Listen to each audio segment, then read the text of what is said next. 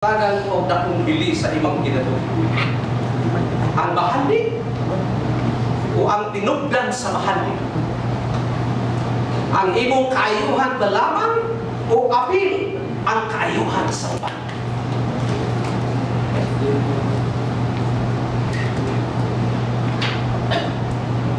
Nawala ta sa lain nga failure ni Lord. Lord's second failure that made him selfish is, in his decision, Lot failed to consult God and consider the future influence of his family. Chapter 13, verses 12 through 13. Sa iyang decision, si Lot napakyas sa pagkonsulta sa Diyos o sa pagkunakuna sa maabot unsa o kinsa ang mo-impluensya sa iyang pamilya. Na the verse says, Abraham lived in the land of Canaan, while Lot lived among the cities of the plain and pitched his tents near Sodom. 13. Now the men of Sodom were wicked and were sinning greatly against the Lord. The whole plain of Jordan that was well watered was the only thing that mattered to Lot. Economic prosperity was his only concern. Wala iyang concern. He did not consult God, nor did he try to look into the surroundings of the plain of Jordan. He failed to take into account the moral and the spiritual values of the inhabitants there. He did not consider what his children could see that will influence them in the near future. According to verse 13, in God's sight, the men in Sodom were wicked and sinning greatly against the Lord. By the way, the word wicked in Hebrew is ra, and it refers to something morally evil or hurtful. Wala huna ani Lot nga siya adunay mga anak, nga siya adunay asawa, nga posibleng makakita o makasundog sa ngilad sa balibo. Lot trusted with his own sight. For him, the place was well watered and fruitful, but to God, it was wicked. Ang gawas nun nga bahin ra ang nakita ni Lord. Wala niya ikonsulta ang iyang desisyon sa Diyos nga mao'y nakakita sa pinasururan nga bahin sa mga tao sa lugar. So delikado kaayo mga dalaga. Delikado kaayo mga ulitaw na sa ang inyong basihanan sa inyong desisyon sa pagpili kapika sa kinabuhi. Inyong wives to be, husbands to be, mao lamang ang gawas ng itsura o pagtahan sa mga.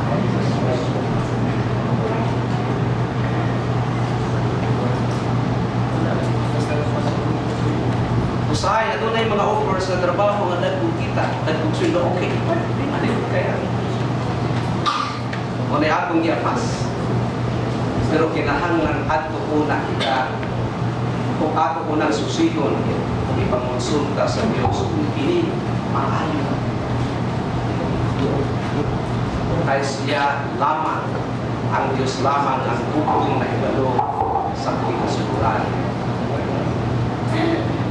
So importante ang atong pagpakonsulta sa Diyos.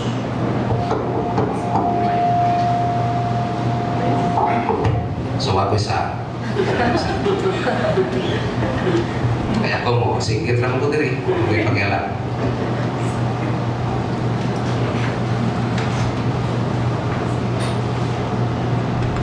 Now in choosing the leader of the Israelite, for example, that will replace King Saul, Samuel had to choose from the sons of Jesse. When Eliab arrived, he thought he was the man because of his good appearance and height. God said in 1 Samuel chapter 16 verse 7, but the Lord said to Samuel, do not consider his appearance or his height, for you have rejected him. The Lord does not look at the things man looks at. Man looks at outward appearance, looks at the outward appearance, but the Lord looks at the heart. Ang Diyos nagtanaw sa iyong kasing-kasing. Making judgments and decisions based upon outward appearances can be dangerous.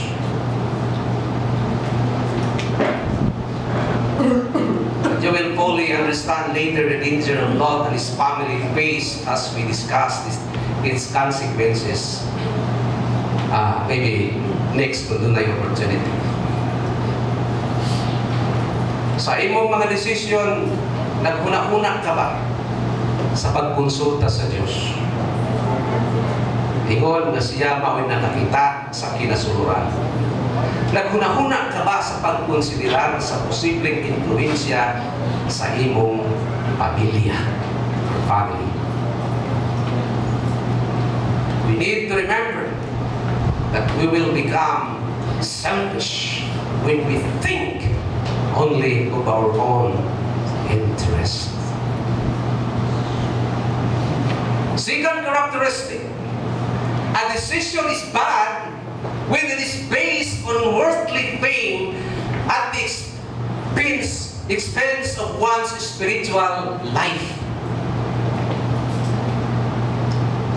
Chapter 19 verse 1. Ang desisyon dautan kung kini ibase sa kalibutanong pagkainila, tinalikdan ang espirituhanong kinabuhi.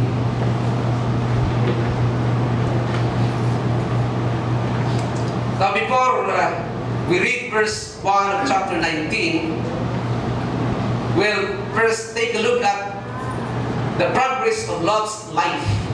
Atong tanawon ng progress sa iyang kinabuhi. 13 verse 10. Primero,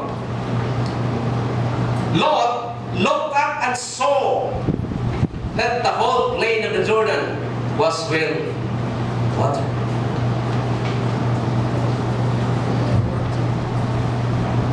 Lantaw-lantaw sa sasiya.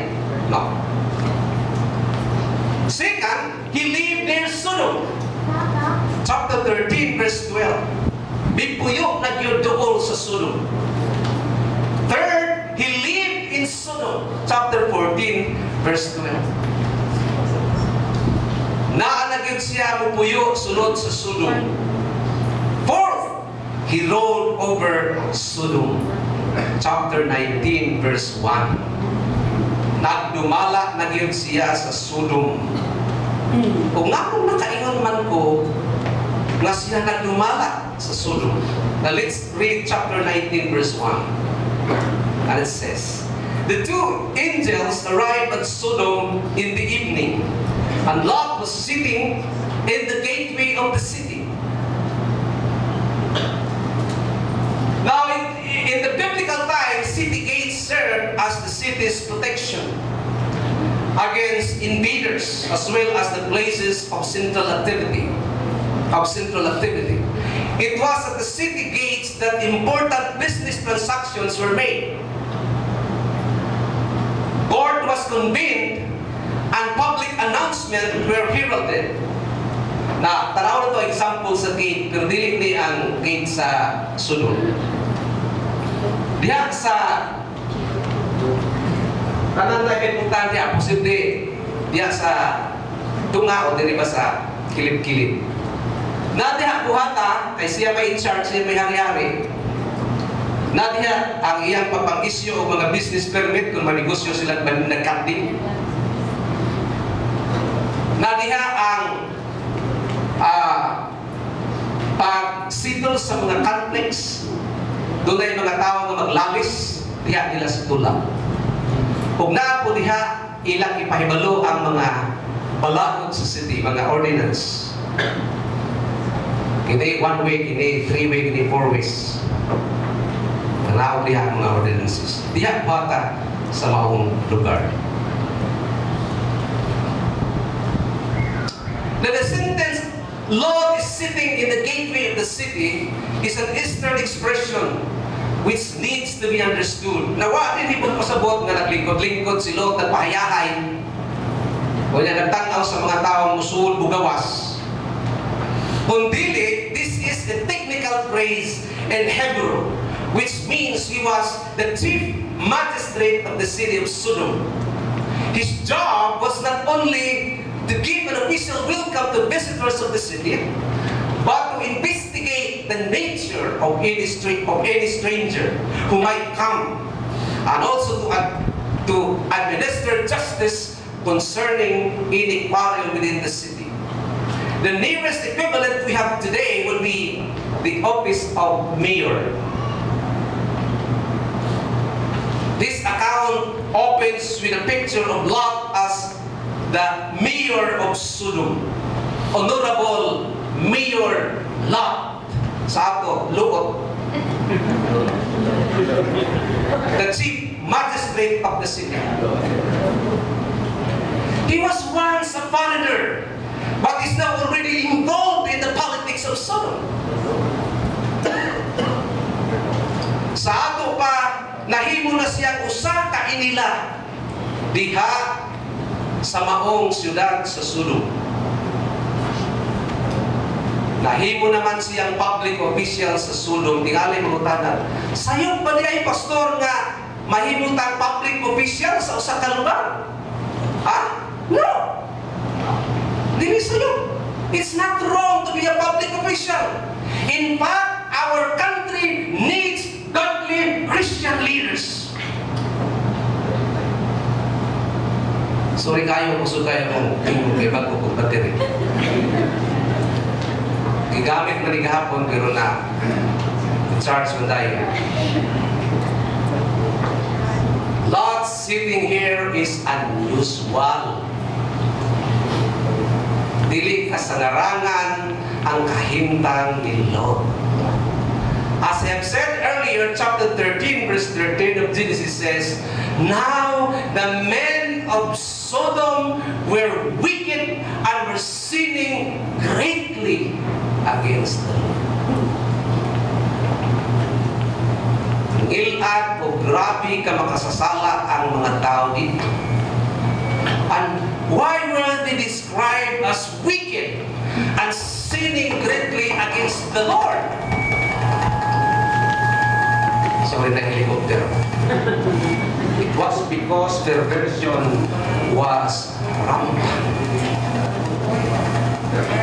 Their version was rampant. What is perversion?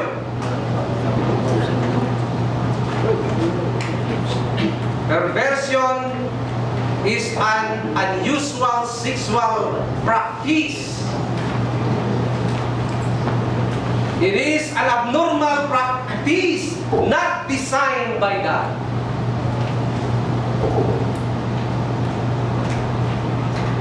And let's read Genesis chapter 19, verse 1, jump to verse 4 through chapter 5 together. Ato ning basahon together. Sige, atong basahon. Begin.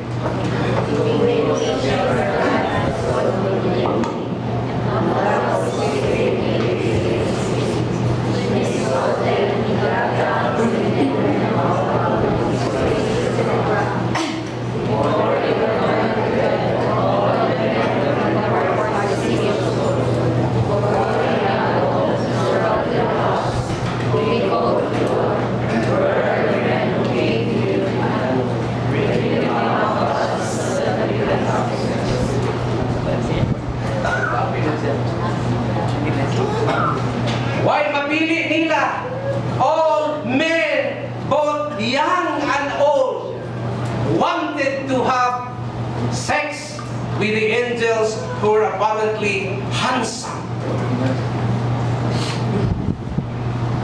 So, nagunauna kung lalaki ginasig-itsura ang mga angels, wapo. Kung anong naipog mo ng mga bayot. Kung sa atong mga Flores Di Mayo, ang mga angels, mga babae na mga pako. No? Hindi ako. Tinuod na lalaki. In the Old Testament, homosexuality was a sin, a crime so heinous that it was worthy of capital punishment. You can read that in Leviticus chapter 20, verse 13. So, Lot has become a leader in the city, given over to moral perversion. The fact that Lot had worked his way up to become one of Sodom's leading citizens indicates that he was no longer a threat to their immoral way of life. And you do not get honored in Sodom unless you have decided to be quiet about your faith. Maklaro yun nga nagpakahilom si Lot sa iyang pagtuo sa Diyos. Ano lamang maplastar siya sa usa ka inilang nga posisyon kay wa man makita sa taga-Sodoma nga siya usa ka hulga o threat sa ilang kahimtang. Sa ato pa siya nagpauyon-uyon lamang sa ilang kahimtang dinhi sa Sodom. He chose his career and fame at the expense of his spiritual life. Wala siya muadto sa Sodom aron mahimong missionary. He loved the approval of the world rather than the approval of God. This is where Lot failed.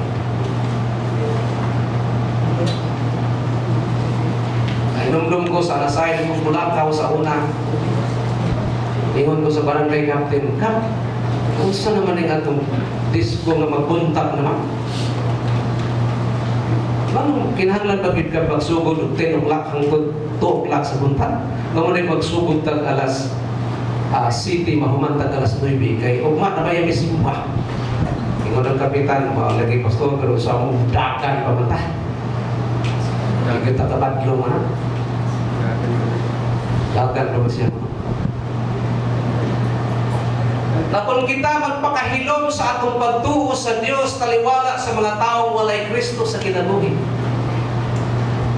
Sa madugay o sa madali, kita mupahimuyon gayon sa ilang mga buhay.